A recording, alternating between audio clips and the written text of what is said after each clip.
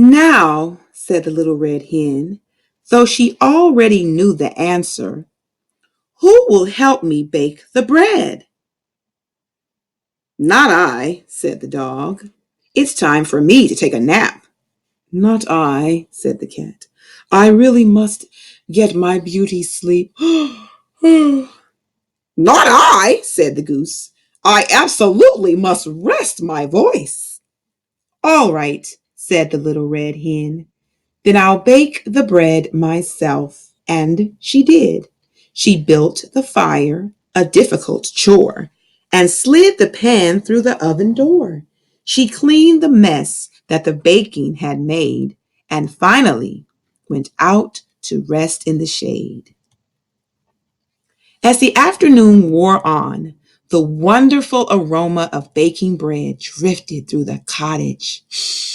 It tickled the noses of the napping dog, the sleeping cat, and the resting goose. They sniffed, they smiled, they opened their eyes. What is that heavenly smell? Asked the goose. Why, it's just my fresh baked bread, said the little red hen. Who will help me eat it? I will, said the dog, jumping up from his rug.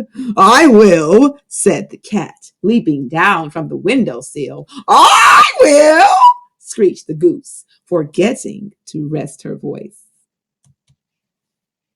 You will? Asked the little red hen. But you let me do everything else. I hoed the ground and planted the seeds and watered them well and pulled the weeds. I cut the wheat, then gathered and tied it up in bundles I stacked outside. I cleaned the wagon and loaded the wheat and went to the miller's down the street. I gathered up eggs, milk, yeast, and flour, then mixed and kneaded for nearly an hour. I built the fire, a difficult chore, and slid the pan through the oven door. I cleaned the mess that the baking had made, and then, only then, did I rest in the shade. So do you know what? I think I'm going to eat this bread myself. And she did. But the next time the little red hen needed help around the house,